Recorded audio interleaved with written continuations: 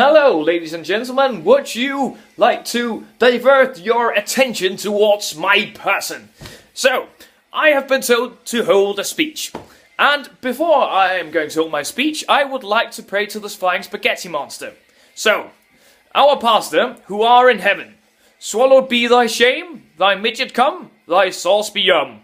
On top some grated parmesan. Give us this day our garlic bread, and give us our cutlasses, as we swashbuckle. Splice the main brace and cuss, and lead us into temptation, but deliver us some pizza. For thine are the meatballs, and the beer, and the strippers, forever and ever. Ramen. Many a year ago has passed since I started in this most wonderful class, and when I, half a year ago, was told to write a speech, you grabbed me by my hair and asked me if we should write a speech about one another. And so, here we are, half a year later, drunk as fuck. And since I'm writing this, half a year before the speech is to be actually held, I am making some guesses. So, first, Jacob is asleep. Second, Oliver has had way too much wine. Third, I am having trouble talking, so that you can understand me. And last but not least, Sophie is just generally drunk as fuck. Mainly because I will have brought my beer pong. Not beer pong, ladies and gentlemen, beer pong. And you, dear Miss Sophie, you will have to try it. Now, Sophie, we have been sitting beside each other in class for a long time. And in this time, I believe that we have gotten to know each other. I know that you have a very strong relationship with your family. I have never seen a person so strongly attached to their smaller sibling. This might be because I am a lonely child, and therefore haven't seen the situation before, and therefore generally do not understand a thing of what is actually happening. But you have this ability not to be part of society's expectations. This might sound as a bad thing, but it really isn't.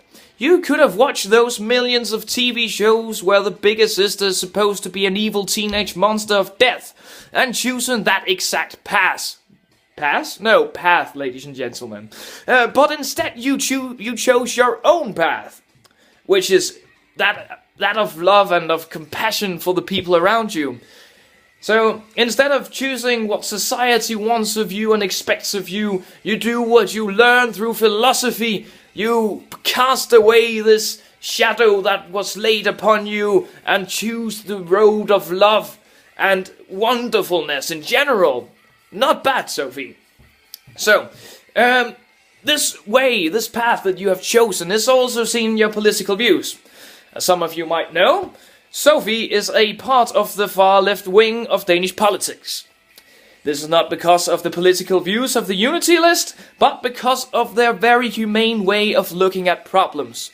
I have talked to you about this a lot of times, and I know that you do not know their entire program, but you stand for their way of looking at humanity, and that is generally why you cast the vote on them. So, she has taken after her father, Miss Sophie, when it comes to the school. Her father is a biology teacher at another gymnasium, and Sophie herself wants to take an education in biochemistry and molecular biology. So, the person that I have gotten to know is a lovingly intelligent, generally awesome person, who I'm hoping to spend time with in the future. And, well, I have only one thing to say to end this speech. Ladies and gentlemen, may you succeed in everything.